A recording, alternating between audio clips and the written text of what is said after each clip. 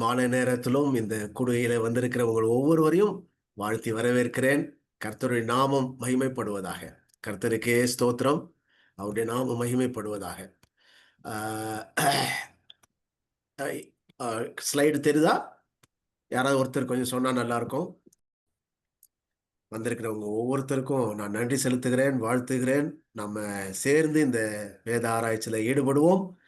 கர்த்தர் நல்லவர்.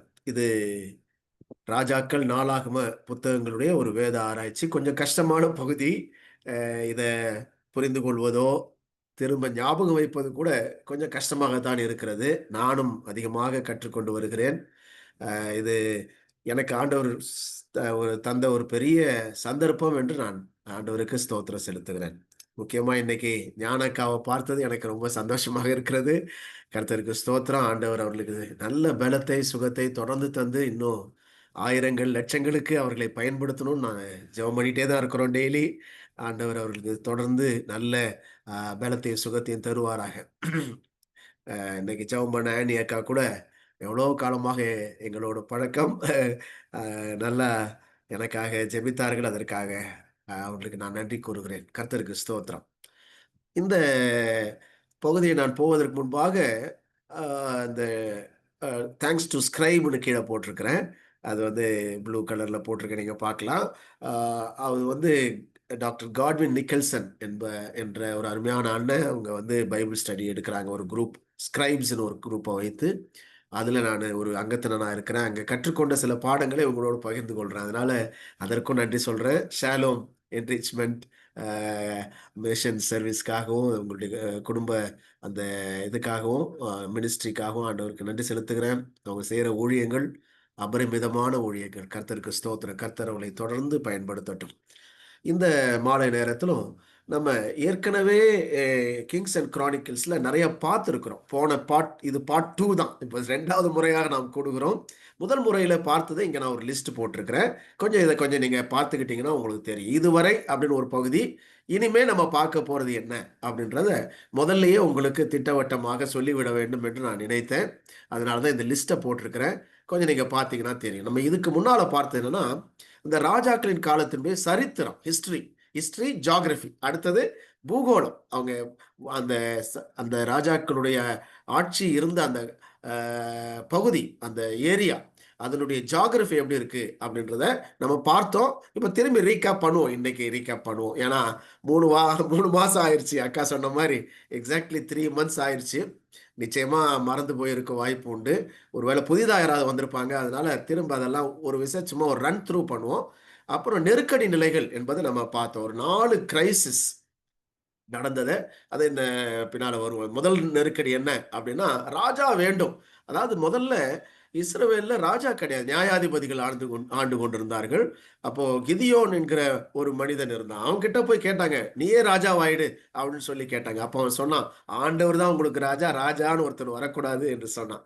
அப்புறம் ஆண்டவர்கிட்ட கேட்ட பொழுது ஆண்டவர் சொன்னார், ராஜா வந்தா உங்களுக்கு கஷ்டங்கள் இருக்கிறது என்று பெரிய லிஸ்ட் போட்டு சொன்னார். ஆனாலும் அடம் பிடித்து அவர்கள் ராஜாவை கேட்டார்கள். அவர்களுக்கு ராஜாவை ஆண்டவர் தந்தார். இதுதான் முதல் கிரைசிஸ். ஃபர்ஸ்ட் கிரைசிஸ் என்னன்னா, ராஜா வேண்டும் என்று கேட்டது அவருடைய முதல் கிரைசிஸாக இருக்கிறது. நெருக்கடி நிலை என்ன ஆச்சு? ஆண்டவர் உடனடியாக சவுலை ராஜாவாக்கினார். சவுல் தான் முதல் ராஜா. அடுத்த ராஜா தாவீது, அதுக்கு அடுத்த ராஜா சாலமோன். SDS, சவுல், தாவீது, சாலமோன். இந்த 3 பேரும் ராஜாக்களாக ஆண்டவர் கொடுத்தார். 3 பேருக்கும் பார்த்தீங்கன்னா 40 வருஷம் கொடுத்தார். கரெக்டாக 40 இயர்ஸ். 40 இயர்ஸ் என்பது டெஸ்டிங் பீரியட்னு சொல்லுவாங்க.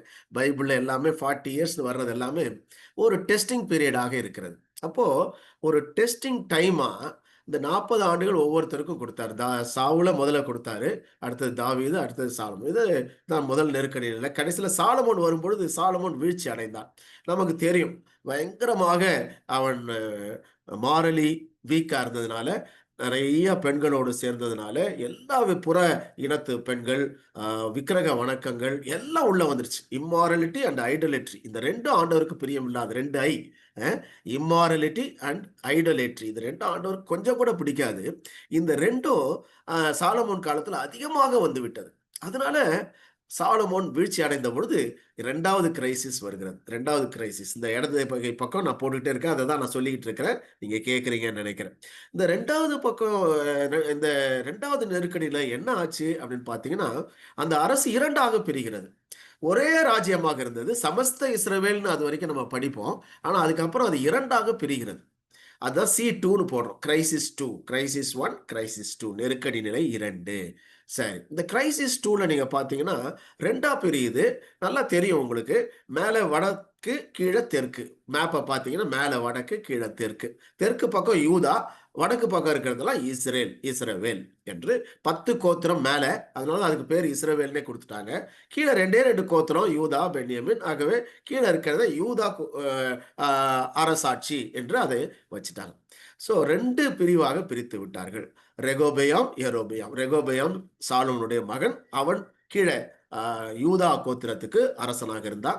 மேல வடபகுதியில இஸ்ரவேலுக்கு யெரொபெயாம் என்பவன் அரசனாக அவன் ஒரு கிளர்ச்சி செய்து அவன் ஒரு தனி அரசாட்சியை அங்கே ஏற்படுத்துகிறான். இது அந்த நெருக்கடி நிலை 2.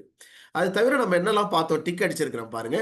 அடுத்து என்ன பார்த்தோம் அப்படின்னு பார்த்தா, எலியா, எலிசா போன்ற சில தீர்க்கதரிசிகளுடைய அந்த சரித்திரங்களை நம்ம கொஞ்சம் கொஞ்சம் பார்த்தோம். போன பார்ட் 1ல இதெல்லாம் நம்ம பார்த்தது. இதெல்லாம் நம்ம பார்த்து முடிச்சிட்டோம். இனிமே நம்ம பார்க்க போறது என்ன? இனிமேல் அப்படின்னு பார்த்தீங்கன்னா, இந்த பக்கம் நம்ம போட்டிருக்கிறோம். இந்த பக்கம் என்னெல்லாம் இருக்குது? நமக்கு முதல்ல முகவுரை நம்ம ரீகேப் பண்ண போறோம். அப்புறம் அதுக்கப்புறம் பார்க்க போறது நாளாகமம், ராஜாக்கள் புத்தகங்களுடைய ஒப்பீடு. 2யும் கம்பேர் பண்ண போறோம். கொஞ்சம் கஷ்டமானது தான். இது ட்ரை சப்ஜெக்ட். ஆனா நம்ம கொஞ்சம் நமக்கு ஏத்த மாதிரி அதை ஆராய்ச்சி செய்து கொஞ்சம் மனசுல வைக்கிற மாதிரி படித்துக் கொள்ள போகிறோம். அடுத்தது நாளாகம புத்தகத்துல இருக்கக்கூடிய வம்ச வரலாறை குறித்து கொஞ்சம் பார்க்க போறோம். நாளாகம புத்தகத்துல தான் திரும்ப ஒரு முறை வம்ச வரலாறு வருகிறது. எப்படி ஆதியாகமத்திலே வந்ததோ அதே போல இங்கே ஒரு வம்ச வரலாறு, ஆதாமிலிருந்து ஒரு வம்ச வரலாறு இங்கே வருகிறது. இதை நம்ம பார்க்க போறோம். அடுத்தது தாவீது சரித்திரமும் இந்த நாளாகம புத்தகத்துல இருக்கிறது. அதனால இப்போ இந்த இந்த பார்ட் 2ல நம்ம அதிகமாக நாளாகம புத்தகத்தை பேஸ் பண்ணி ராஜாக்கள் புத்தகத்தையும் கம்பேர் பண்ணி நம்ம படிக்க போறோம். இப்படிதான் நம்ம படிக்க வேண்டும் என்று நான் திட்டமிட்டு இருக்கிறேன். ஆண்டவர் எப்படி நடத்துறாரோ, ஆவியானவர் எப்படி நடத்துறாரோ அப்படி நடத்தட்டும். கர்த்தருக்கு ஸ்தோத்திரம். அடுத்தது இஸ்ரவேல் யூதா அரசர்களுடைய ஒப்பீடு. 2 ராஜாக்கள், இஸ்ரவேல் வடபகுதி, யூதா தெற்கு பகுதின்னு சொன்னேன். இந்த 2 பகுதியிலும் 20 அரசர்கள் அரசாட்சி செய்கிறார்கள். ஆகவே இந்த 2 அர பகுதிக்கும் இருக்கக்கூடிய ஒப்பீடு 2யும் கம்பேர் பண்ணி பார்க்க போறோம். இஸ்ரேல்ல எப்படி இருந்தாங்க, யூதா ராஜாக்கள் எப்படி இருந்தாங்க அப்படின்றத பார்க்க போறோம். அதுக்கு அடுத்தது யூதா அரசர்கள் 20 பேர் சொன்ன இல்லையா, 20 பேரை பற்றியும் நம்ம பார்க்க போறோம். ஒவ்வொருத்தரா டச் பண்ணிட்டு அட்லீஸ்ட் ரொம்ப ஒரு ஆழமாக படிக்கணும்னா இதுவே ஒரு வருஷம் ஃபுல்லா படிக்கலாம். ஆனா நம்ம அந்த டச் பண்ண போறோம். ஒவ்வொரு 20 அரசர்கள். அதே மாதிரி இஸ்ரவேல்ல 20 அரசர்கள். இந்த 2 அப்போ 40 அரசர்கள். தாவீது ஏற்கனவே நம்ம பார்த்தது சாலமோன், அதுக்கு முன்னால சவுல். ஸோ மொத்தம் 43 அரசர்கள். அதுல இந்த பெரும்பகுதியில நம்ம எல்லா அரசர்களை பத்தி பார்க்க போறோம். கொஞ்சம் ஒருவேளை ட்ரையா தான் தெரியும், கஷ்டமா தான் இருக்கும். கொஞ்சம் தயவு செய்து உட்கார்ந்து ஆறாமற இதை கேட்கும்படியா நான் உங்களை ரெக்வெஸ்ட் பண்றேன். ஏன்னா நம்ம நிறைய நேரம் பைபிளை அப்படியே ஸ்கிப் பண்ணிடுறோம். நான் ஏற்கனவே சொன்னேன், பரிசுத்தமான பக்கங்கள் அப்படின்னு எடுத்தோம்னா இந்த ராஜாக்கள் நாளாகம புத்தகம் ரிசர்ச் பண்ணி சொல்றதுல என்ன சொல்றாங்கன்னா, இந்த நாளாகம புத்தகம் தான் யாருமே டச் பண்றதே இல்லை அப்படின்னு சொல்றாங்க. அதனால தான் இந்த ராஜாக்கள் நாளாகம புத்தகத்தை இன்னைக்கு நம்ம டச் பண்ணி பார்க்க போறோம். நம்ம அதிகமாக அதை ஆராய்ச்சி செய்ய போறோம், தெரிந்து கொள்ள போகிறோம். இது ஒன்லி முக்கியமான கருத்துக்கள் மட்டும்தான் இப்போ நம்ம சொல்ல சொல்ல போறோம். நீங்க பைபிளை வாசித்து இன்னும் அதிகமாக அதை ஆராய்ந்து தெரிந்து கொள்ள வேண்டும் என்பதுதான் இதனுடைய அடிப்படை தாற்பயம். நான் ஏற்கனவே சொன்ன இந்த ஹிஸ்டரியை நம்ம ஒரு ரிவைஸ் பண்றோம். மொத்தம் 2000 வருஷம். அதை 400 400 5 400 பிரிக்கிறோம். ரொம்ப ஈஸியா ஞாபகம் வைக்கிறதுக்காக, ஈஸி டு ரிமெம்பர். அதனால அந்த பியர்ஸ்னு போட்டிருக்கேன். P for patriarchs. முதல்ல பேட்ரியாக்ஸ் 400 வருஷம் பேட்ரியாக்ஸ் இருக்கிறாங்க. 400 வருஷம் யாருன்னா ஆபிரகாம், இல்ல ஈசாக்கு, யாக்கோபு, இது நமக்கு தெரியும். அவனுடைய பிள்ளைகள் எல்லாம் எல்லாம் வரும்பொழுது அவங்க என்ன ஆகுறாங்கன்னா எகிப்துக்கு அடிமையாக போறாங்க. அடுத்து அது ஒரு 400 ஆண்டுகள் எகிப்துல அடிமைத்தனம். 400 ஆண்டுகள். ஸோ எல்லாம் 400 400 அழகா சிஸ்டமேட்டிக்கா பைபிள்ல பிரிச்சிருக்கிற மாதிரி நமக்கு தெரியுது. ஆண்டவரே ஏதோ ஒரு கால கணக்கு வச்சு செய்வார் போல இருக்கு இல்ல. கர்த்தருக்கு ஸ்தோத்திரம். எகிப்து அடிமைத்தனம் ஒரு 400 வருஷம். அதுக்கப்புறம் அங்கிருந்து அவங்க கான்குவெஸ்ட் ஆஃப் கேனான், வனாந்தர யாத்திரை போறாங்க. கானானை பிடிக்கிறாங்க, அங்க நியாயாதிபதிகள் ஆட்சி செய்யறாங்க. இது வரைக்கும் என்னன்னு பார்த்தீங்கன்னா அது ஒரு 400 ஆண்டுகள். நியாயாதிபதிகள் புத்தகம் வரைக்கும் அது வந்து ஒரு 400 ஆண்டுகள். அது இன்னொரு எக்ஸோடஸ் என்று சொல்றோம். ஈஜிப்ட், அடுத்தது எக்ஸோடஸ். அதான் PEE. ஆர் என்பது ரெஸ்டோரேஷன். திரும்ப என்ன ஆகுதுன்னா இவங்க வேலை அதை கான்குவெஸ்ட் பண்ணி ஜட்ஜஸ் நடத்தும் பொழுது ராஜாக்கள் காலங்கள் வருகிறது. இந்த ராஜாக்கள் காலத்தில் ராயல் டைம் இல்லை, ராஜாக்கள் காலம் அது ரெஸ்டோரேஷனாகவும் மாறுகிறது. அவங்க என்ன ஆகுதுனாங்க வீழ்ச்சி அடைகிறாங்க. இந்த ராஜாக்கள் புத்தகம் தான் பைபிள்லேயே ஒரு சேடஸ்ட் பார்ட்னு சொல்லலாம். ஆண்டவர் நல்லா அவர்களை உயர்த்தினாரு, நல்ல வசதிகளை கொடுத்தாரு. ஆனால் அவங்க சீரழிச்சாங்க, எல்லாத்தையும் சீரழிச்சு அவங்க வந்து விழுந்து போனாருங்க. அவங்கள அசிரியா ராஜா வந்து பிடிச்சிட்டு போயிட்டான், பாபிலோனிய ராஜா வந்து பிடிச்சிட்டு போயிட்டான். ஹலோ, பிடிச்சிட்டு போயிட்டா. இப்படி அவங்க எல்லாருமே பிடிக்கப்பட்டு விட்டார்கள். அதனால திரும்ப அவர்களை ஆண்டவர் திரும்பி கொண்டு வருகிறார். அதான் செருபாபேல், எஸ்ரா, நெகேமியா என்று நான் சொல்வேன். ZEN அவர்கள் மூலமாக திரும்பி கொண்டு வந்து திரும்ப ஆலயம் கட்டப்படுகிறது. அது ரெஸ்டோரேஷன். இதுவரைக்கும் 400 ஆண்டுகள். இது ஒரு 400 ஆண்டுகளை குறிக்கிறது.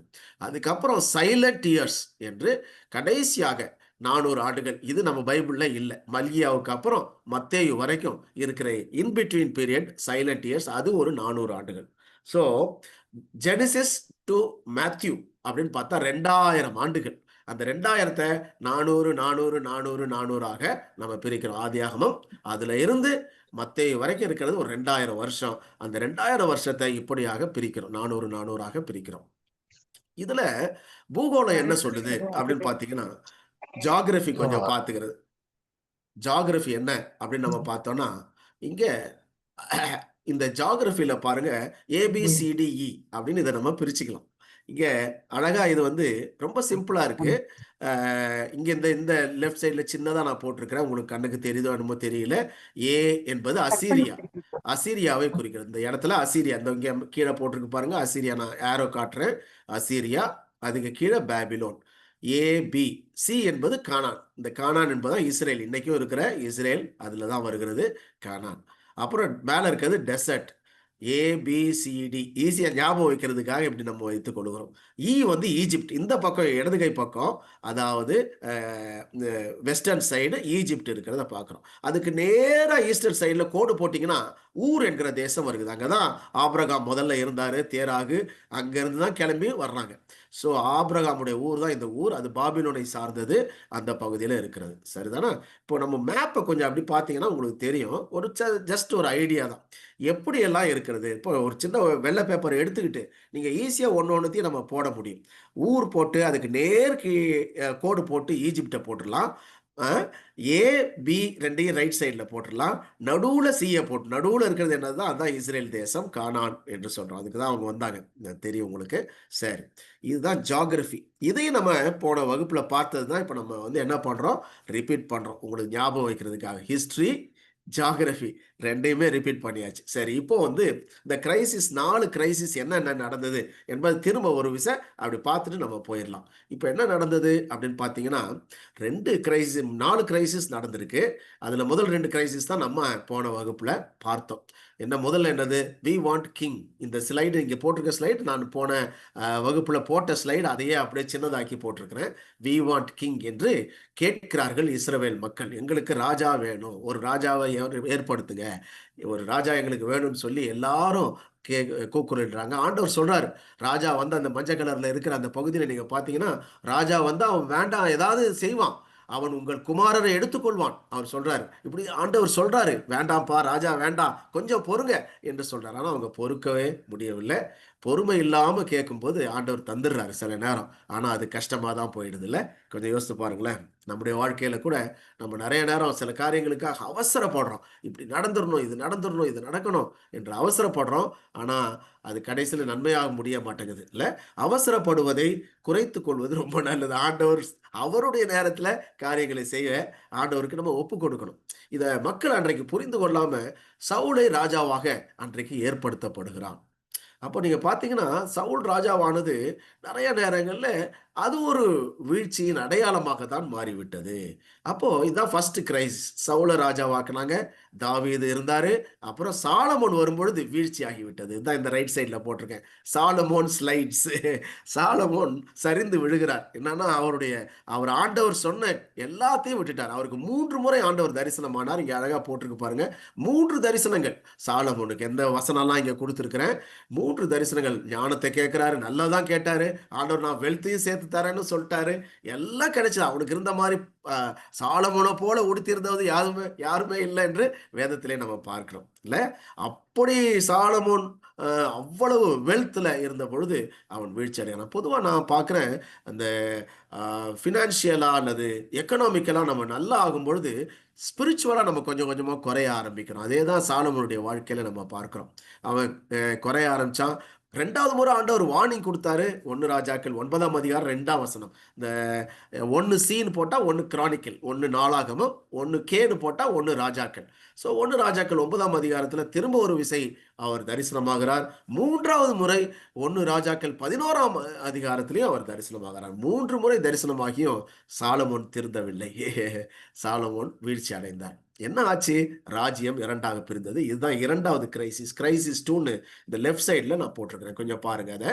Crisis 2 division. இதுதான் 2வது கிரைசிஸ். ஸோ வேதத்தை நம்ம புரிந்து கொள்ள இது நமக்கு ஈஸியா இருக்கும். இதெல்லாம் தெரிஞ்சுக்கிட்டா பைபிளை படிக்கும்போது நம்ம புரிஞ்சுக்கலாம். என்ன சில நேரங்களில் ஒரே கன்ஃபியூஷனா இருக்கும். நான்லாம் நிறைய காலம் இதை புரிந்து கொள்ளாமல் நான் எவ்வளோ கஷ்டப்பட்டிருக்கிறேன். ஆனா இப்போ நம்ம புரிந்து கொள்ள கர்த்தர் ஒரு நல்ல சந்தர்ப்பத்தை கொடுத்திருக்கிறார். நம்ம புரிந்து கொள்ள வேண்டும். 2ஆக பிரிந்து விடுகிறது. அப்போ இந்த ராஜாக்கள் புஸ்தகத்தை வாசிக்கும் பொழுது என்ன செய்வாங்க? சில நேரம் வடக்கு ராஜாவை பத்தி சொல்லுவாங்க, சில நேரம் தெற்கு ராஜாவை பத்தி எழுதப்பட்டிருக்கும். நம்ம அதை படிக்கும்போது புரியாது. இது என்ன, இது என்ன, அது என்ன, இது என்னன்னு ஒரு மாதிரி இருக்கும். நம்ம அதை டிஃபரன்ஷியேட் பண்ணியே படித்தோம் என்றால் ரொம்ப சுலபமாக புரிந்து கொள்ள முடியும். இந்த வகுப்புல நம்ம அதை டிஃபரன்ஷியேட் பண்ணி படிக்க போறோம். இந்த 40 ராஜாக்கள் இதுவரைக்கும் நீங்க பார்த்தே இருக்க மாட்டீங்க, கேள்விப்பட்டே இருக்க மாட்டீங்க, சில பகுதிகளை வாசித்தே இருக்க மாட்டீங்க. அவங்களெல்லாம் இந்த தடவை நம்ம ஒரு கற்றுக்கொள்வதற்கு ஒரு நல்ல ஒரு சான்ஸ். இது ஒரு நல்ல சான்ஸ் தான். உண்மையாவே நான் கற்றுக்கொண்டேன். உட்காந்து படிச்சு நான் பரீட்சைக்கு படிக்கிற மாதிரி இதெல்லாம் தெரிந்து கொண்டேன். ஆண்டவரே எனக்கு சொல்லித்தாங்கன்னு சொல்லி ஆண்டவர் சொல்லி தந்த சில விஷயங்களை உங்களோடு பகிர்ந்து கொள்கிறேன். இந்த பிரிகிறது அரசு. வடக்கு பகுதியில இஸ்ரவேல் என்றும் தெற்கு பகுதியில யூதா என்றும் பிரிந்து விடுகிறது. 10 கோத்திரங்கள் இஸ்ரவேல் கோத்திரம். ஆனா இஸ்ரவேல் ஏன் முழு பேரை அவங்களுக்கு கொடுத்துட்டாங்க? ஏன்னா 10 கோத்திரம் மெஜாரிட்டி அவங்க இருக்கிறாங்க. அதனால இஸ்ரவேல் அவங்களுக்கு மேல நார்த்ல இருக்கிற வடக்கு பக்கத்துல இருக்கிறவங்களுக்கு இஸ்ரவேல்னு பேர் கொடுத்துட்டாங்க. கீழே இருக்கிற சவுத்துல இருக்கிற யூதா அரசாட்சி, அது 2 கோத்திரம் தான். யூத கோத்திரமும் பென்யாமின் கோத்திரமும் அதுல இருக்கிறது. இந்த 2ஆ பிரிகிறது எங்க வருதுன்னு பார்த்தீங்கன்னா, ஒரு ஞாபகம் வைக்கிறதுக்கு மெமரிக்கு என்னன்னா, 1 ராஜாக்கள் 12. அதை ஈஸியா நம்ம ஞாபகம் வச்சுக்கலாம். 12 என்ற நம்பர் 1, 2. 1 2ஆக மாறுகிறது. ஒரு ராஜ்யம் 2ஆக பிரிகிறது. அந்த பிரிவு எங்க வருதுன்னா 12வது அதிகாரத்தில் வருகிறது. 1 ராஜ்யம் 12ஆம் அதிகாரம். ஸோ நம்ம ராஜாக்கள் புத்தகத்தை படிக்க போறோம், நம்ம இங்கே ஆராய்ச்சியில் உட்கார்ந்துருக்கிறோம்னா நம்ம இதை ஞாபகம் வச்சுக்கலாம். 12ஆம் அதிகாரம் வரும்பொழுது அந்த ராஜ்யம் 2ஆக பிரிகிறது. 1 2ஆக தான் 12. அதான் அங்கே ரவுண்ட் பண்ணியிருக்கிறேன். 1 ராஜாக்கள் 12 1K 12 நாங்கள் போட்டிருக்கிறேன். ஸோ 2ஆக பிரிகிறது. எப்படி பிரியுது? வடக்கு பகுதியிலே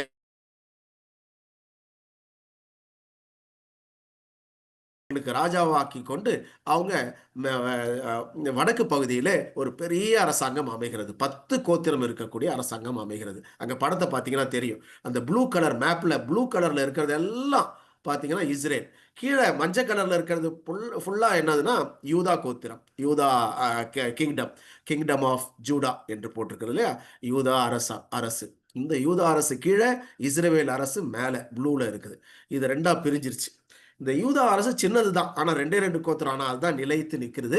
அது ஒரு ஆச்சரியம். ஆண்டவருடைய ஒரு அனாதி தீர்மானம். இது என்ன நமக்கு புரிந்து கொள்ள முடியாவிட்டாலும் இந்த யூதா அரசாங்கம் தான் அதிக நாட்கள் இருந்தது. அதிகமாக நிலைத்த ஒரு அரசு. ஆனால் யூதா அதில் தான் யார் வர்றான்னா தாவீது வர்றார். தாவீதுக்கு ஆண்டவர் உடன்படிக்கை பண்ணுகிறார். இதுவும் நம்ம சாமுவேல் புத்தகத்திலே அதை நம்ம வாசிக்கிறோம். 2 சாமுவேல் நம்ம வாசிக்கிறோம். அங்கே தாவீதோடு 2 சாமுவேல் 7ஆம் அதிகாரத்தில் தாவீதோடு ஆண்டவர் உடன்படிக்கை பண்ணுகிறார். அந்த உடன்படிக்கை அப்படியே நிக்குது பாருங்க. தாவீது என்ன சொன்னார்னா, நல்ல கவனிங்க. ஒரு காரியம் நான் சொல்றேன். அதாவது தாவீது கிட்ட சொன்னாரு, உன்னுடைய ராஜ்யம் நிலைத்து நிற்கும். நான் வர்ற வரைக்கும் உன்னுடைய ராஜ்யம் நிலைத்து நிற்கும். ராஜா இல்லாம போறதே இல்லை, உன்னுடைய சந்ததியில ராஜா இல்லாம போறதே இல்லைன்னு சொல்லி அவர் திட்டவட்டமாக அவனோடு உடன்படிக்கை செய்தார். அந்த உடன்படிக்கை இன்னைக்கு வரைக்கும் நிக்குது. ஹalleluya. யோசித்து பாருங்களேன். இன்னைக்கும் தாவீதின் ராஜா நம்முடைய ஆண்டவராகிய இயேசு கிறிஸ்து தான் அரசாட்சி பண்ணுகிறார்.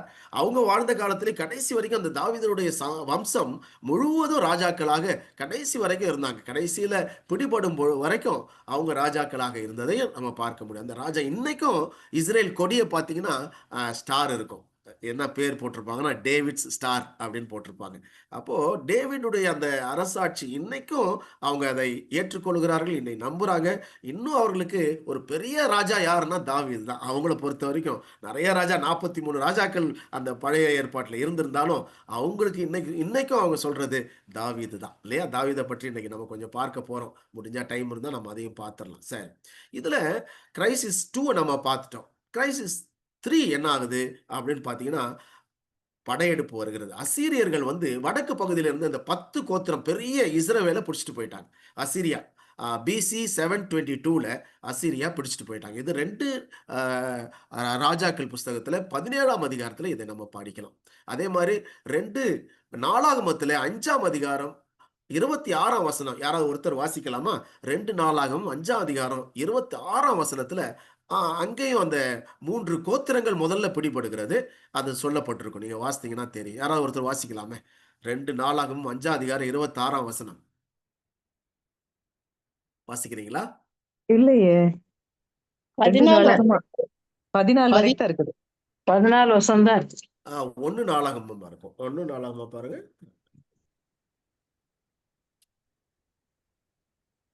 அதுல இருக்குது. ஆகையால் இஸ்ரவேலின் தேவன் அசீரியா ராஜாவாகிய பூலின் ஆவியையும் அசீரியா ராஜாவாகிய தில்காத் பில்நேசரின் ஆவியை எழுப்பினதினாலே அவன் ரூபனியரும் காத்தியரும் மனாசையின் பாதி கோத்திரத்தாருமாகிய அவர்களை சிறைப்பிடித்து இந்நாள் வரைக்கும் இருக்கிறது போல ஆலாவுக்கும் ஆபோருக்கும் ஆராவுக்கும் கோசான் ஆற்றங்கரைக்கும் கொண்டு போனான். படையெடுத்து சிறைப்பிடித்து கொண்டு போயிட்டான். இது முதல்ல ஆரம்பிக்குது 722 பிசியில். அது வந்து 2 நாளாக 30ஆம் அதிகாரத்தில் வருகிறது. முழுவதுமாக பிடிக்கப்படுறாங்க. 2 ராஜாக்கள் 17ஆம் அதிகாரம் முழுக்க நீங்க வாசித்தீங்கனாலே நல்லா தெரியும். அசீரிய படையெடுப்பு வந்து கம்ப்ளீட்டா இவங்க 10 கோத்திரத்தையும் அதுல இருக்கிற முக்கியமான நபர்களை பிடிச்சிட்டு போயிடுறாங்க, எடுத்துட்டு போயிடுறாங்க. இது வந்து முதல் 3வது கிரைசிஸ். அடுத்து 4வது கிரைசிஸ் என்ன அப்படின்னு பார்த்தோம்னா, இது வடக்கு பகுதியில் இருந்த இஸ்ரேலை பிடிச்சிட்டு போயிட்டாங்க. இப்போ தெற்கு பகுதியில் இருந்த யூதா அரசையும் பாபிலோனியர்கள் வந்து பிடிச்சிட்டு போயிட்டாங்க. இப்போ பாபிலோனியர்கள் தான் எல்லாத்தையும் முழுமையாக ஆட்சி செய்கிறாங்க. அப்படிப்பட்ட காலம் பிசி 586ல் வருது. ஸோ இப்போ கடைசியில் பாபிலோனிய படையெடுப்பு வந்து தெற்கு யூதாவை பிடிச்சிட்டு போயிடுறாங்க. இதையும் நம்ம எதில் பார்க்குறோம் அப்படின்னா 2 ராஜாக்கள் 25ஆம் அதிகாரத்தில் இதை நம்ம பார்க்குறோம். ஸோ 2 ராஜாக்கள் 25 என்பது கீழே இருக்கிற யூதாவையும் பிடிச்சிட்டாங்க. அப்போ அதுக்கு முந்தின பகுதி 2 ராஜாக்கள் 17லேருந்து 2 ராஜாக்கள் 25 வரைக்கும் கொஞ்சம் நீங்கள் குறித்து வச்சுக்கலாம். 2 ராஜாக்கள் 17லேருந்து 2 ராஜாக்கள் 25 வரைக்கும் வெறும் யூதா அரசாங்கம் மட்டும்தான் இருந்தது. மேலே இருந்த இஸ்ரவேல் அரசாங்கம் முழுவதுமாக பிடிக்கப்பட்டு போய்விட்டது. ஆகவே அந்த ஒன்லி யூதா டைம் அப்படின்னா என்ன டைம்னா 2 ராஜாக்கள் 17லேருந்து 2 ராஜாக்கள் 25 வரைக்கும். ஒரு காரியத்தை உங்களுக்கு சொல்றேன், கொஞ்சம் கவனிங்க. தீர்க்க தரிசன புஸ்தகங்கள் நிறைய இருக்கிறது. 17 தீர்க்க தரிசன புத்தகங்கள் இருக்கிறது. இந்த 17 தீர்க்க தரிசன புஸ்தகங்கள்ல பெரும் பகுதி இந்த 2 ராஜாக்கள் 17லேருந்து 2 ராஜாக்கள் 25 வரைக்கும் இருக்கிற வசனங்கள் அந்த பகுதியில தான் எழுதப்பட்டது. அந்த காலகட்டத்தில் எழுதப்பட்டது தான் என்னதுன்னா பெரும்பகுதியான தீர்க்க தரிசனங்கள். ஏசாயா, எரேமியா, எசேக்கியேல் எல்லா தீர்க்க தரிசன புத்தகங்கள் எல்லாமே 2 ராஜாக்கள் 17லேருந்து 2 ராஜாக்கள் 25, அதாவது யூதா மட்டும் இருக்கிற அந்த காலகட்டம், அந்த காலகட்டத்தில் எழுதப்பட்ட தீர்க்க தரிசன புத்தகம் தான் அதிகமாக இருக்கிறது. ஸோ பைபிளை வந்து அதான் ஒருத்தர் சொன்னார், நல்லா கிழிச்சு நீங்கள் வந்து கிழிக்கக்கூடாது, சும்மா சொல்கிறேன், கிழிச்சு கால அட்டவணைப்படி அடுக்குனீங்கன்னா என்ன ஆகும்னா பெரும் பகுதி எங்கே வந்துடும்னா இந்த 2 ராஜாக்கள் 17ஆம் அதிகாரத்திலிருந்து 2 ராஜாக்கள் 25ஆம் அதிகாரத்துக்குள்ள எல்லாமே அடங்கிவிடும் என்று சொன்னார். அப்போ அவ்வளவு முக்கியமான காலகட்டம் இந்த காலகட்டம். கிரைசிஸ் 3லேருந்து கிரைசிஸ் 4 வரைக்கும். கிரைசிஸ் 4ல் என்ன ஆச்சு? எல்லாருமே பிடிக்கப்பட்டு போய்விட்டார்கள்.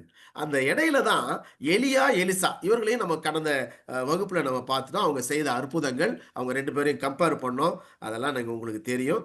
எலியாவை பற்றியும் எலிசாவை பற்றியும் பார்த்தோம். இது எல்லாமே ராஜாக்கள் 4ஆம் புத்தகத்துல இருக்கிறது. ராஜாக்கள் புத்தகத்துலாம் எலியா, எலிசா அந்த நிகழ்வுகள் எல்லாம் முழுவதுமாக எழுதப்பட்டிருக்கு. அதனாலதான் ராஜாக்கள் புஸ்தகத்தை ஒரு இது மாதிரி சொல்லுவோம், என்னது சாண்ட்விச் மாதிரி சொல்லுவோம். இடையில வந்து எலியா, எலிசா வர்றாங்க. 2 ராஜாக்கள் புத்தகத்தையும் சேர்த்துட்டீங்கன்னா நடு பகுதியில பார்த்தா எலியா, எலிசா முதல்ல வேற, கடைசியில வேற இருக்கு இல்லையா? முதல்ல நீங்க பாத்தீங்கன்னா ராஜாக்கள் புஸ்தகம் ஆரம்பிக்கும் போது சாலமோனில் ஆரம்பிக்குது. தாவீது மரிக்கிறார், சாலமோன்ல ஆரம்பிக்குது. ராஜாக்கள் புஸ்தகம் ஆரம்பிக்கிறது சாலமோன்ல ஆரம்பிக்குது. அதனாலதான் நம்ம அதை ஸ்பீடு அப்படின்னு போடுவோம். அதை ஒரு வார்த்தை சொல்லுவேன், ஸ்பீடு. என்னன்னா சாலமோன், பார்ட்டிஷன், எலியா, இ எலிஜா, எலியா, எலிசா, அதுக்கப்புறம் கடைசியில திருப்பி டிவிஷன், ஸ்பீடு. அப்படியே ஒரு ஞாபகம் வைக்கிறதுக்காக ஒரு அக்ரோனிம் அக்கா சொன்னாங்க இல்லையா?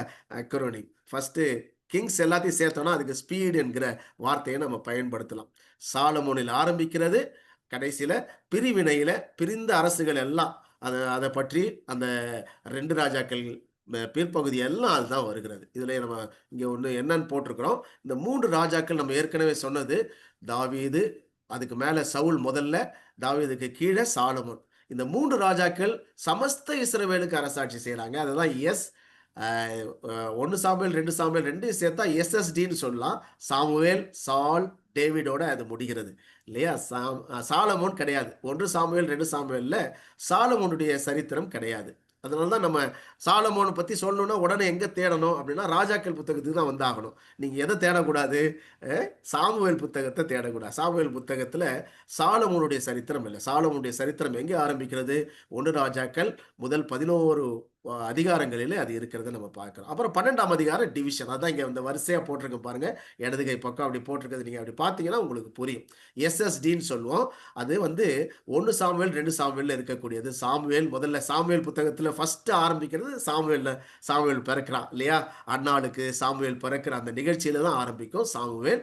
அப்புறம் அது சவுளுடைய ராஜா ஏற்படுகிறார். அது 11ஆம் அதிகாரத்துல எல்லாம். அந்த 11ஆம் அதிகாரம் 12ஆம் அதிகாரம் எல்லா புத்தகங்களையும் முக்கியமான அதிகாரங்களாக இருக்கு. நீங்க எடுத்து வாசித்து பாருங்க, உங்களுக்கே தெரியும். 1 சாமுவேல் எடுத்து பாருங்க, 2 சாமுவேல் 11ஆம் அதிகாரம் எடுத்தீங்கன்னா தாவீது விழுந்து போறார், பத்சேபாவின் இடத்துல விழுந்து போகிற நிகழ்ச்சி அந்த 11ஆம் அதிகாரம் ஒரு டேர்னிங் பாயிண்ட் அப்படின்னு சொல்லலாம். 11ஆம் அதிகாரம் இப்படி ஒவ்வொரு 11ஆம் அதிகாரமும் ஒரு டேர்னிங் பாயிண்டா அமைகிறத நம்ம பார்க்க முடிகிறது. நீங்க எடுத்து கொஞ்சம் ஆராய்ச்சி பண்ணி பாருங்க, ரொம்ப ஆச்சரியமா இருக்கும். அப்புறம் இதுல இந்த சாலமோனை பற்றி ராஜாக்கள் புத்தகத்துல தான் நம்ம படிக்க ஆரம்பிக்கிறோம். அந்த 12ஆம் அதிகாரம் பிரிதல் நம்ம ஏற்கனவே சொன்னது. சரி, இதுதான் இதுல இந்த 3 ராஜாக்களும் 40 ஆண்டுகள் அரசாட்சி பண்ணுகிறார்கள். 40 ஆண்டுகள் அரசாட்சி பண்ணுகிறார்கள். சவுல், இவனுக்கு நான் என்ன பேர் கொடுத்தேன்னா மேன்ஸ் கிங், மனிதர்கள் கேட்டு வாங்கின ராஜா.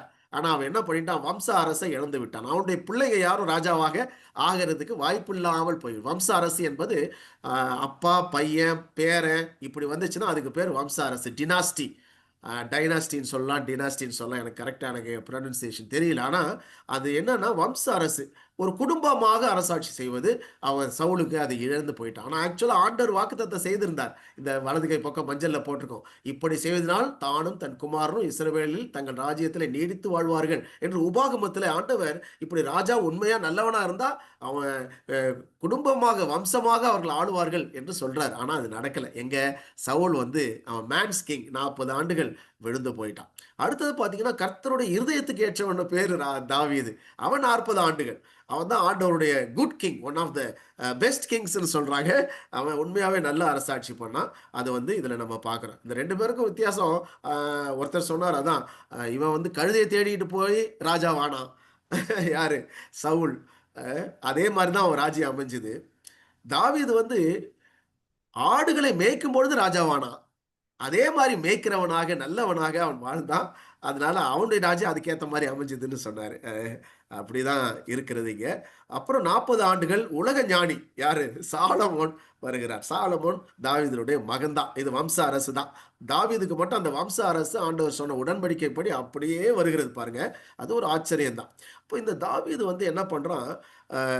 அவன் சாலமோன் மூத்தவன் இல்லை. ஆனாலும் சாலமோனை பத்சேபாளுக்கு அவன் வாக்கு கொடுத்ததுனால சாலமோன் அவன் என்ன பண்றான்? ராஜாவாக மாற்றுகிறான்.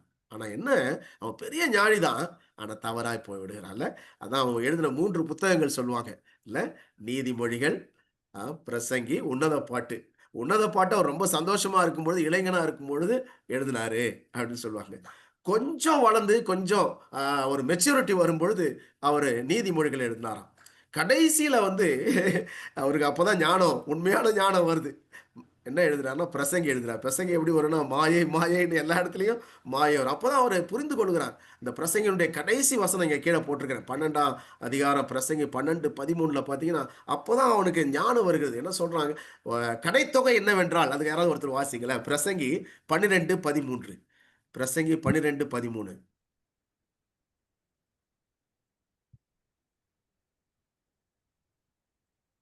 காரியத்தின் ஆ. காரியத்தின் கடைத்தொகையை கேட்போமாக. தேவனுக்கு பயந்து அவர் கற்பனைகளை கைக்கொள். எல்லா மனுஷர் மேலும் விழுந்த கடமை இதுவே. Very good. அதான் காரியத்தின் கடைத்தொகை. அதுக்கு முன்னால அவர் சொல்வாரு மாயை மாயைன்னு. ஏன்னா வயதான நிலையில அவர் எழுதின புத்தகம் என்று சொல்லுகிறார்கள். அப்போ அவருக்கு அந்த ரியல் இது தெரியுது. எல்லாம் ஒண்ணுமே இல்லைங்க. ஒரு வயசானவங்க எல்லாம் பிலாசபி பேசுவோம்ல, அது மாதிரி அவர் ரொம்ப பேச ஆரம்பிக்கிறார். அது ஒரு ஒரு எட்டாம் ஒரு வசனத்துல இருக்கு மாயை மாயை. மாயையில ஆமா நிறைய இடத்துலங்க. மாயை மாயை எல்லாம் மாயை என்று எல்லாம் பிரசங்கி மாயை. சொல்லுகிறான்.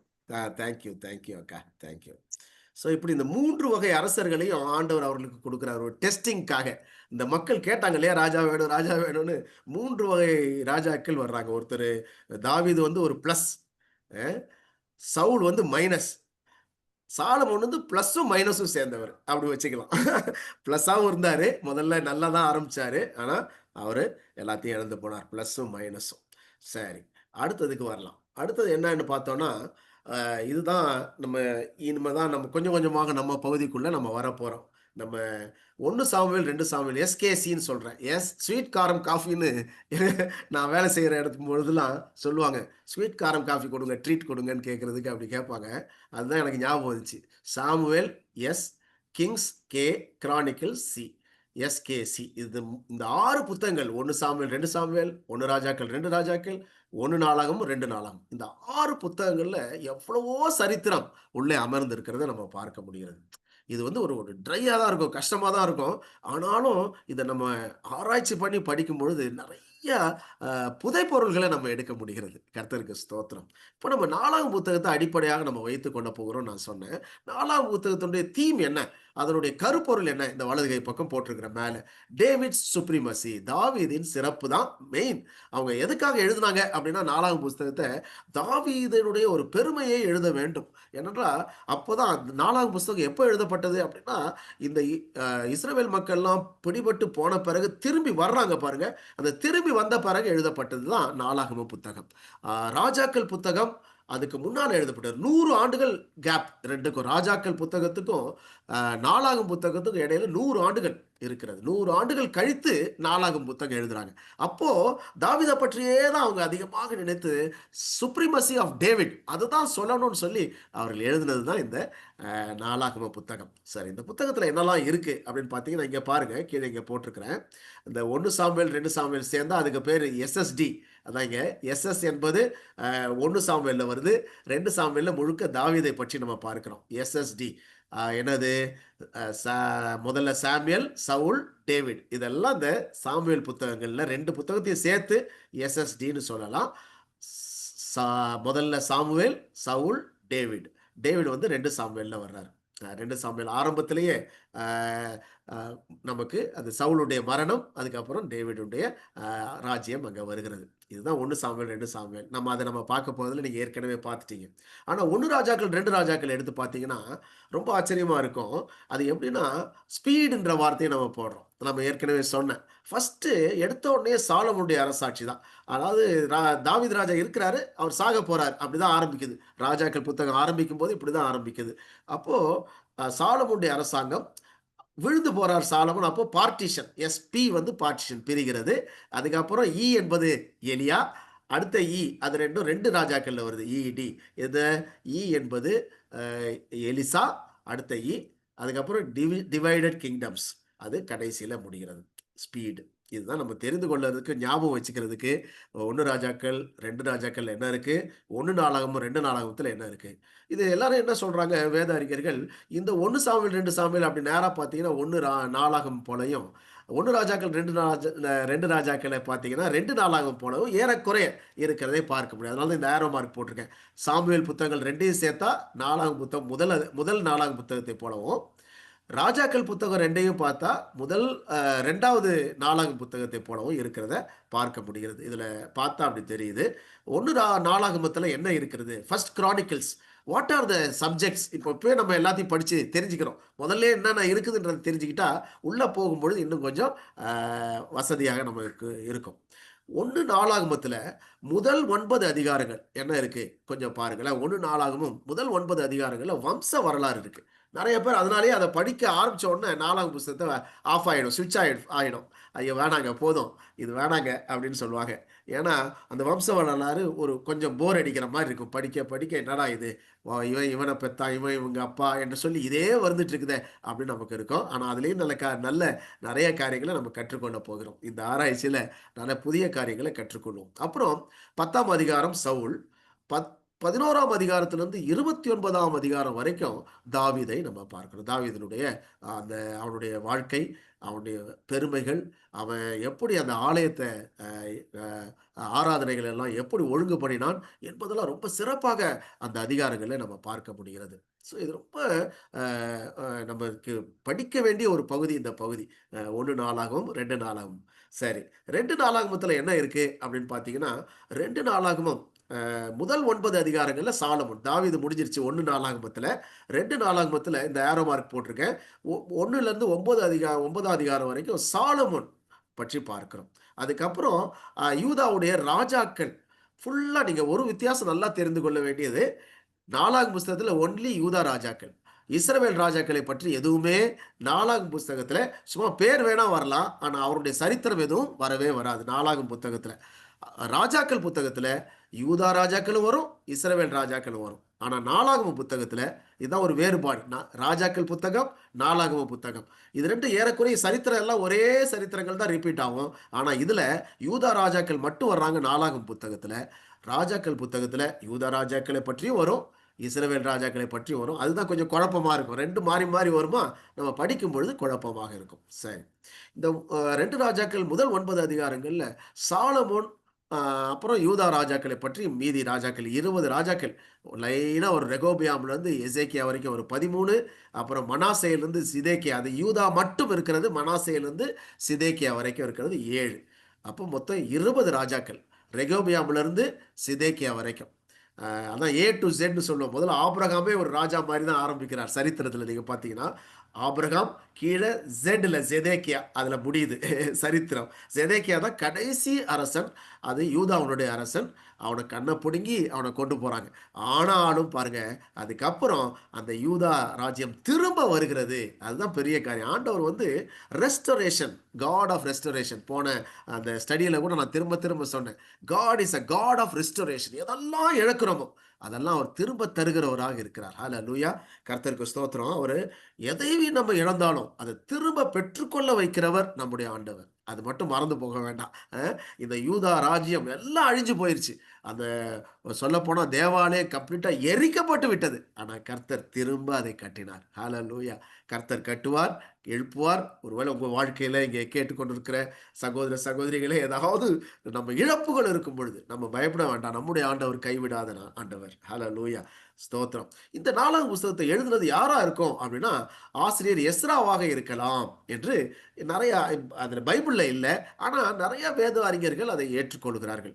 எஸ்ராவாக இருக்க வேண்டும். ஏன்னா நீங்கள் பார்த்தீங்கன்னா ஒரே பக்கத்தில் நீங்கள் பார்த்தீங்கன்னா 2 4ஆம் கடைசி அதிகாரம் எடுத்து பார்த்தீங்கன்னா 36ஆம் அதிகாரம் 22 23 வசனமும் எஸ்ரா புத்தகம் அதே பக்கத்தில் வருது. எஸ்ரா புத்தகம் முதல் அதிகாரம் முதல் 4 வசனங்களும் ஒரே மாதிரி இருக்கும், அப்படியே ரிப்பீட் ஆகும். ஹீப்ரூவில் கூட பார்த்தா அப்படியே ரிப்பீட் ஆகுது. அதனால இது எஸ்ரா தான் எழுதியிருப்பார் 4ஆம் புஸ்தகத்தை என்று அநேக வேத அறிஞர்கள் ஏற்றுக்கொள்கிறார்கள். ஒரு முறை வாசித்து பார்க்கலாமே.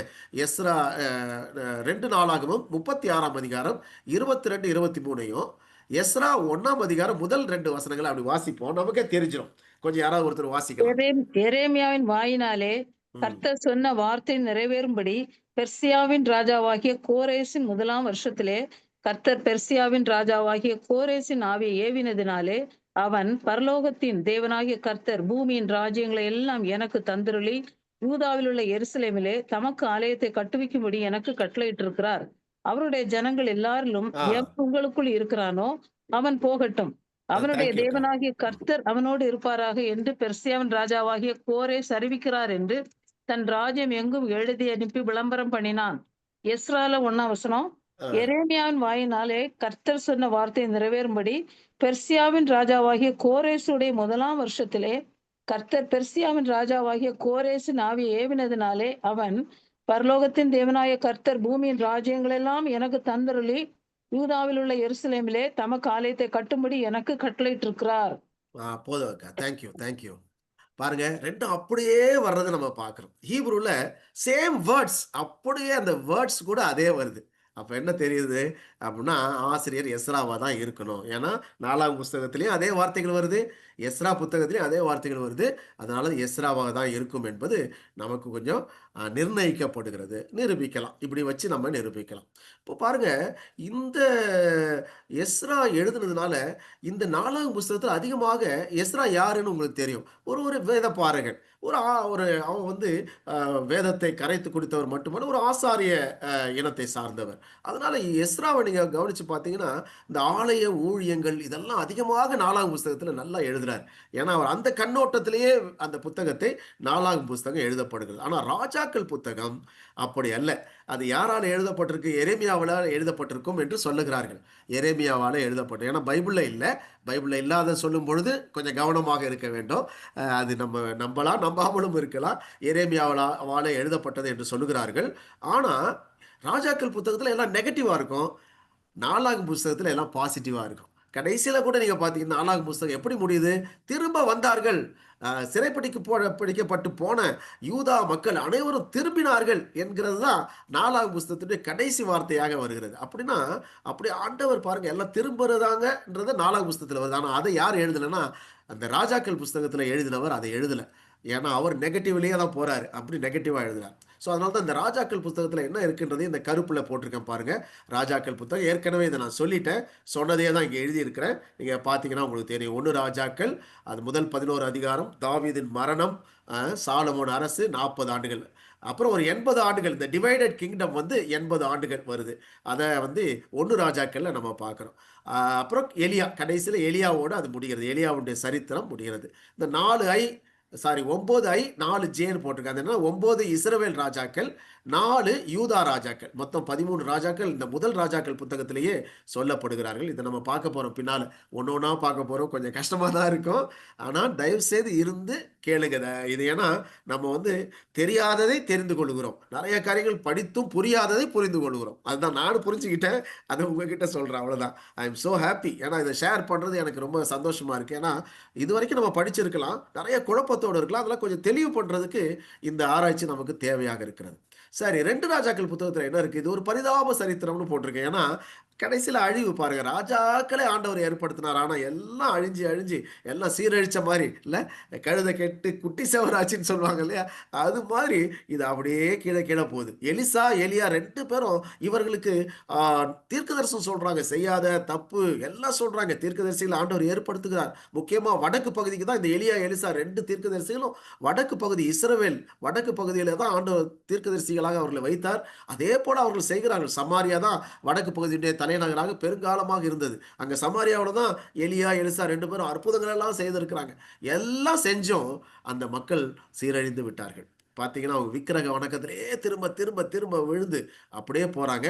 அவங்களுடைய வாழ்க்கை அப்படியே ரொம்ப சீரழிவாக மாறுகிறது. இப்படிதான் நம்முடைய வாழ்க்கை கூட கொஞ்சம் யோசித்து பார்த்தோம்னா, ஆண்டவர் எவ்வளோ நன்மைகளை கொடுக்கிறார், ஆனாலும் நம்ம ஆண்டவரை விட்டு சில நேரங்களில் பின்வாங்கி போறோம். ஒருவேளை இதை கேட்டுக்கொண்டு இருக்கிற யாராவது சோர்வுகளோடு நம்ம ஆண்டவரை விட்டு பின்வாங்கி ஆண்டவர் இடத்துல கோபப்பட்டுக்கிட்டு யாராவது இருப்பீங்கன்னா, ஆவியானவர் இடத்துல சொல்றதுனால இப்போ நான் சொல்றேன், ஒருவேளை ஆண்டவர்கிட்ட கோபப்பட்டிருக்கிறவங்க யாராவது இங்கே இருக்கிறீங்கன்னா உங்ககிட்ட தான் நான் பேசுறேன். ஏன்னா அன்னைக்கு இருந்த இந்த இஸ்ரவேல் மக்கள் பார்த்தீங்கன்னா ஆண்டவரை விட்டு எவ்வளவோ ஆசீர்வாதங்களை பெற்றோம், ஆண்டவரை விட்டு பின்வாங்கி போய் ஒரு சோர்ந்து போய் அவங்க விழுந்து போனதை அந்த நேரத்தில் பார்த்து எதிரி வந்து என்ன பண்றான்னா டக்குன்னு வந்து பிடிக்கிறான். அசீரியா ராஜா வந்து கம்ப்ளீட்டா பிடிச்சிட்டு போயிடுறான் பாருங்க. அதான் பாருங்க, எதிரிக்கு நம்ம டைம் கொடுத்துட்றோம், சான்ஸ் கொடுத்துட்றோம். பல நேரங்கள்ல நம்ம எப்பெல்லாம் ஆண்டவரை விட்டு பின்வாங்குகிறோமோ, எப்பெல்லாம் ஆண்டவர் இடத்திலே கோபப்படுகிறோமோ, ஏன்னா இது ஆண்டவர் என்கிட்ட சொல்றதுனால இப்போ நான் சொல்றேன். யாராவது ஆண்டவரிடத்திலேயே கோபப்பட்டுக்கிட்டு கேள்வி கேட்டுட்டு இருக்கிறீங்கன்னா உங்ககிட்ட தான் நான் பேசுறேன். அருமையான சகோதர சகோதரிகளே, ஆண்டவர்கிட்ட கொஸ்டின் பண்ணாதீங்க. ஆண்டவர் எப்படி நடத்துறாரோ அப்படிதான் நடத்துவார். ஆண்டவரே நான் ஒண்ணுமே இல்லப்பான்னு சொல்லி அவருடைய இடத்துல அப்படியே சரண்டர் ஆயிரணும். அதுதான் நல்லது. ஆண்டவர் அதை எதிர்பார்க்கிறார். இங்க பாருங்க, இவங்க சரண்டர் ஆகவும் இல்லை, ஆண்டவருக்கு விரோதமாக விக்கிரக வணக்கம், பாகால் வணக்கம், அது புற இனத்து மக்களோடு கலந்து அவர்கள் எல்லாத்திலையும் மாறினதுனால கடைசியில் அசீரிய படை வந்து அந்த இஸ்ரவேல் மக்களை பிடிச்சிட்டு போயிடுறாங்க. அப்புறம் திருப்பி யூதா மக்களும் அப்படிதான் இருந்தாங்க. அவங்களும் என்ன பண்றாங்க, பாபிலோனுடைய படையை வந்து கைப்பற்றிட்டு போறாங்க. இதான் இந்த 2 ராஜாக்கள்ல நம்ம முழுமையாக பார்க்கிறோம். ஸோ முதல் 10 அதிகாரங்கள்ல எலிசாவையும் 11 17 வரைக்கும் பிரிந்த அரசுகள் சரித்திரம், அது ஒரு 80 ஆண்டுகள். அப்புறம் அசிரிய படை இஸ்ரவேல் கைப்பற்றுதல், அப்புறம் யூதா மட்டும் இருக்கிற அரசாட்சி, அது ஒரு 80 ஆண்டுகள். கடைசியில பாபிலோனிய படை வந்து யூதாவை கைப்பற்றிட்டு போயிடுச்சு. இப்படிதான் சவுத்தையும் பிடிச்சிட்டாங்க, நார்த்தையும் பிடிச்சிட்டாங்க. நம்ம சொல்றோம் இல்லையா, நார்த்து அசிரியா பிடிச்சிட்டு போயிடுச்சு, சவுத்தை பாபிலோன் பிடிச்சிட்டு, ஏபி மேலே ஏ இருக்குது, அது வந்து மேலே இருக்கிற நார்த்தை பிடிச்சிட்டு போயிடுச்சு. கீழே பி இருக்குது. நம்ம மேப்பில் நம்ம பார்த்தோம், நீங்கள் ஞாபகம் வச்சிருப்பீங்கன்னு நினைக்கிறேன். பாபிலோன் இருக்கிறது. பாபிலோன் வந்து கீழே சவுத்தில் இருக்கிற இந்த யூதா கோத்திரத்தை, யூதா மக்களை பிடிச்சிட்டு போயிடுச்சு. அரசர்களையும் பிடிச்சிட்டு போய் அழிச்சிட்டாங்க. ஸோ ராஜாக்கள் புத்தகம் அழிவில் அடிமைத்தனத்தில் முடிகிறது. எல்லாம் முடிந்தது என்று நினைத்த சரித்திரம். அவ்வளோதான், இனிமே இஸ்ரவேல் அவுட்டு அப்படின்னு சொன்னாங்க. ஆனால் இஸ்ரவேல் திரும்பி வந்தது. ஹல்லேலூயா. அதே போல தான் 1948 நீங்கள் கவனிச்சு பார்த்தீங்கன்னா, ஹிட்லர் வந்து 40களில் ஆரம்பத்தில் ஹிட்லர் வந்து ஜூஸ் யாருமே இருக்கக்கூடாதுன்னு சொல்லி 6 மில்லியன் யூதர்களை அழிச்சான்.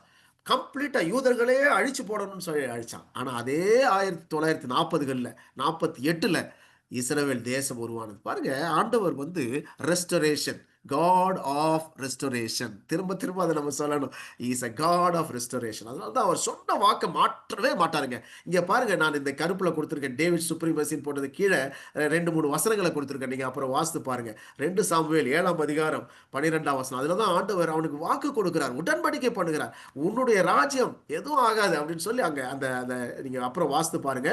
அதுல நிச்சயமா இருக்கும், தாவீதின் அரசுக்கு ஆண்டவர் கொடுத்த வாக்கு தத்தத்தை அப்படியே நிறைவேற்றுகிறார். இப்போ நம்ம என்ன பார்க்குறோம், இந்த 4ஆம் புஸ்தகத்தில் என்ன இருக்குதுன்றதை பார்க்க போகிறோம். கொஞ்சம் பாருங்களேன். இந்த 4ஆம் புஸ்தகம் அதிகமானவங்க தெரிஞ்ச சில பகுதிகளை இந்த லெஃப்ட் சைட் போட்டிருக்கேன். யாபேசின் ஜெபம் எல்லாருக்கும் தெரியும். 1 நாளாகவும் 4ஆம் அதிகாரம் 9-10 வசனங்கள் சில பேர் மனப்பாடமாக நம்ம சொல்லுவோம். அதை அடிக்கடி ஜெபம் பண்ணுவோம். இல்லை, என்னுடைய எல்லையை விரிவாக்கும் ஆண்டவரே என்று சொல்லி எப்போவுமே அந்த யாபேசின் ஜெபம் நமக்கு ரொம்ப தெரிந்த ஒரு பரிச்சயமான ஒரு பகுதி. அதே மாதிரி தாவீது நமக்கு ரொம்ப பரிச்சயமானவர். அவர் 1 நாளாகும் 11ஆம் அதிகாரத்திலிருந்து முழுமையாக அவருடைய சரித்திரத்தை இந்த 4ஆம் புஸ்தகத்தில் பார்க்குறோம். அப்புறம் என் நாமம் தரிக்கப்பட்ட என் ஜனங்கள் தங்களை தாழ்த்தி, அந்த வசனம் நமக்கு ரொம்ப நல்லா தெரியும். 2 நாளாகவும் 7ஆம் அதிகாரம் 14ஆம் வசனம், 2C7:14 அப்படின்னு போட்டிருக்கிறேன். சீன் போட்டால் கிரானிக்கல்ஸ், நாளாகமம். சரி தானே, தமிழில் போட முடியல, அது மட்டும் இங்கிலீஷில் தான் இருக்குது. நிறைய தமிழ் இங்கிலீஷ் கலந்து தான் இருக்கும். தயவுசெய்து பொறுத்து கொள்ளுங்கள். அடுத்தது யோசபாத்தின் யுத்தம், இதுவும் நமக்கு நல்லா தெரியும். 2 நாளாகவும் 20ஆம் அதிகாரம், கர்த்தர் உங்களுக்காக யுத்தம் முடியுது. இந்த பகுதிகள் எல்லாமே நமக்கு ரொம்ப டச்சிங். 4ஆம் புஸ்தகத்தில் ரொம்ப டச்சிங்காக இருக்குது. யாபேசின் ஜெபம், ஆண்டவர் கர்த்தர் கேட்டார். அவன் செல்ஃபிஷாக தான் ஜெபம் பண்ணுறான். அந்த ஜெபத்தை பார்த்தீங்கன்னா ஒரு செல்ஃபிஷாக தான் தெரியும். ஆனால் கர்த்தர் நம்முடைய தேவைகளுக்காக நம்ம ஜெபம் பண்ணும்போது அதை கேட்கிறார், அதற்கு பதில் அளிக்கிறார். கர்த்தருக்கு ஸ்தோத்திரம். அருமையான சகோதர சகோதரிகள், யாராவது ரொம்ப ஜெபம் பண்ணிட்டு இருக்கிறீங்க, இந்த காரியத்துக்காக ஜெபம் பண்ணிட்டு இருக்கேன், ஆண்டவர் செய்வாரா செய்ய மாட்டாரா அப்படின்னு கேள்விகளோடு நீங்க இருக்கிறீங்கன்னா, ஆண்டவர் இப்ப சொல்றாரு, நான் செய்யறேன். யாபேசுக்கு எப்படி செய்தேனோ அதே போல உனக்கு செய்வேன் மகனே. அல்லேலூயா. கர்த்தருக்கு ஸ்தோத்திரம். ஆண்டவர் நிச்சயமாய் செய்கிறவர். ஆனா 4ஆம் புஸ்தகத்துல சில ஒமிஷன்ஸ் இருக்கு பாருங்க. இந்த லெஃப்ட் சைடு கருப்புல போட்டிருக்கேன் பாருங்க, ஒமிஷன்ஸ் இருக்கு. 4ஆம் புஸ்தகத்துல எது இல்லை அப்படின்னா, தாவீது பத்சேபாள் இடத்துல விழுந்து போன அந்த நிகழ்ச்சியே இல்லை. அதான் நான் சொன்னேன், 4ஆம் புஸ்தகம் பாசிட்டிவா தான் எழுதணும்னு எஸ்ரா தான் எழுதினார் நம்ம சொன்னோம்ல. அவரு தாவீதை நல்லா உயர்த்தி எழுத வேண்டும் என்ற அந்த ஒரு கற்பனையில முக்கியமான சரித்திரம் எது, பத்சேபாள் இடத்துல அவன் பாவம் செய்த சரித்திரம் ராஜாக்கள் புத்தகத்துல இருக்கிறது, சாமுவேல் புத்தகத்துல இருக்கிறது. சாரி, ராஜாக்கள் இல்ல, சாமுவேல் புத்தகம் 2 சாமுவேல் 11ஆம் அதிகாரத்தில் இருக்கிறது. ஆனா இங்க அதை விட்டு விட்டார். இந்த புத்தகத்திலேயே தாவீதை பற்றி நிறைய காரியங்கள் இருக்கு, ஆனா அந்த நெகட்டிவை கம்ப்ளீட்டா விட்டார். அதே மாதிரி சாலமோனை பத்தி சொல்லும் பொழுது, சாலமோனுக்கு 700 மனைவிகள் இப்படிலாம் வரும் அங்க 1 ராஜாக்கள் புத்தகத்துல. ஆனா இங்க அதை பத்தியே எழுதல. ஏன்னா இவருடைய எண்ணம் பாசிட்டிவ். ஹalleluya, கர்த்தருக்கு ஸ்தோத்திரம். அதனால ராஜாக்கள் புத்தகம் சரியில்லை, இதுதான் நல்ல புத்தகம் அப்படி நான் சொல்ல வரல. ஆனா ஒவ்வொரு ஆக்கியோர்களுடைய எண்ணங்கள் பாருங்க. ஒருத்தரை உயர்த்தி எழுத வேண்டும், அவரை உயர்த்த வேண்டும் என்கிற எண்ணம் பாருங்க. அடுத்தவங்களை அப்ரிஷியேட் பண்றது ரொம்ப ரொம்ப அவசியமா இருக்கு வாழ்க்கையில இல்ல. இங்க எஸ்ரா எழுதின இந்த 4ஆம் புஸ்தகம் இதெல்லாம் விட்டுட்டு முக்கியமான அதர் காட்லி கிங்ஸ் சில ராஜாக்களை அழகா உயர்த்தி சொல்றதையும் நம்ம பார்க்க முடியும். முக்கியமா காட்லி கிங்ஸ் 7 பேர் நல்லா ஞாபகம் வச்சுக்கோங்க. நல்ல ராஜாக்கள் என்று சொல்லணும்னா வேதத்திலே குறிக்கப்பட்ட நல்ல ராஜாக்கள் யாருன்னு பார்த்தீங்கன்னா ஒரு 40 பேர் இருக்க 7 பேர் இருக்கிறாங்க. யாரு அப்படின்னா தாவீது ஏற்கனவே ஒருத்தர், என் இருதயத்துக்கு ஏற்றவன் ஆண்டவர் சொல்லிட்டார். அப்புறம் ஆசா, யோசபாத், உசியா, யோதாம், எசேக்கியா, யோசியா இவர்கள் எல்லாம் இங்க இருக்கிறத நம்ம பார்க்க முடிகிறது. சரி, நான் டைம் ஆயிடுச்சு. நம்ம முடிக்கிற டைம் வந்துட்டதுனால இந்த குட் கிங்ஸ் பேட் கிங்ஸ் கீழே பார்க்குறோம். குட் கிங்ஸ் இருந்த ஆவரேஜ் இயர்ஸ் எவ்வளோன்னு பார்த்தீங்கன்னா 33 ஆண்டுகள். பேட் கிங்ஸ் இருந்தது எவ்வளோன்னு ஆவரேஜ் பார்த்தா 11 ஆண்டுகள். நல்ல ராஜாக்கள், கெட்ட ராஜாக்கள் பைபிள்லயே அங்கங்க ராஜாக்கள் வரும்போது வருது. அப்ப நீங்க பாத்தீங்கன்னா ஆவரேஜ் ஒரு ரொம்ப ரிசர்ச் பண்ணி பார்த்துருக்காங்க. பார்த்தா அந்த குட் கிங்ஸ் இருந்த இடம்லாம் சந்தோஷமா இருக்கிறாங்க, ப்ராஸ்பரிட்டி இருக்குது. பேட் கிங்ஸ் இருந்த இடம்லாம் மோசமா இருக்குது, பிரச்சனை இருக்குது, போராட்டம் இருக்குது, பாரங்கள் இருக்கிறது. அதான் பீஸ் ப்ராஸ்பரிட்டி. அது அவங்களுக்கு மட்டுமல்ல, பக்கத்துல இருக்கிறவங்களும் ஆசீர்வதிக்கப்படுறாங்க. நல்ல ராஜா இருந்தா பக்கத்துல இருக்கிறவங்களும் ஆசீர்வதிக்கப்படுறாங்க. இதுதான் உண்மை. நம்ம நல்லவர்களாக இருக்கும் பொழுது மற்றவர்களும் ஆசீர்வதிக்கப்படுவார்கள். ஆண்டவருடைய பிள்ளைகள் எங்கெல்லாம் போறாங்களோ அங்கெல்லாம் ஆசீர்வாதம் இருக்கணும். சரியான வழியில யோசேப்பு போனா அந்த இடம் ஆசீர்வதிக்கப்பட்டது. ஹல்லேலூயா. அதே போல நம்மளை ஆண்டவர் ஆசீர்வதிக்கிறவராக இருக்கிறார். இந்த வலது கை பக்கம் இருக்கிற இந்த ஆதியாகமத்தினுடைய அந்த அப்படியே ஜீனியாலஜி அப்படியே 4ஆம் புஸ்தகத்துல இருக்கிறது. இதை நம்ம அடுத்த வகுப்புல நம்ம பார்ப்போம். இது அந்த பிக் பிக்சர் அப்படியே 4ஆம் புஸ்தகத்துல அப்படியே அந்த ஜீனியாலஜி அப்படியே வர்றதை நம்ம பார்க்க போறோம். இனிமேதான் அது உள்ள போறோம், வசனங்களுக்குள்ளே நம்ம போவோம். அடுத்த கிளாஸ்ல இருந்து 4ஆம் புஸ்தகத்தினுடைய அடிப்படையான வசனங்கள்ல போய் நம்ம ஒப்பிட்டு பார்ப்போம். கர்த்தர் நம்மை தொடர்ந்து வழிநடத்துவாராக. கர்த்தருடைய நாமத்துக்கு மகிமைப்படுவதாக. நம்ம ஒரு காரியத்தை மட்டும் இன்னைக்கு ஒரு காரியத்தை நம்ம தெரிந்து கொள்ள வேண்டும். ஒன்று என்னன்னா, God is a sovereign God, is a God of restoration. திரும்ப திரும்ப நான் சொல்லியிருக்கிறேன். அதை நம்முடைய வாழ்க்கையில கர்த்தர் செய்யணும். நம்ம ஜெபம் பண்ணுவோம். ஆண்டவரே, எங்களை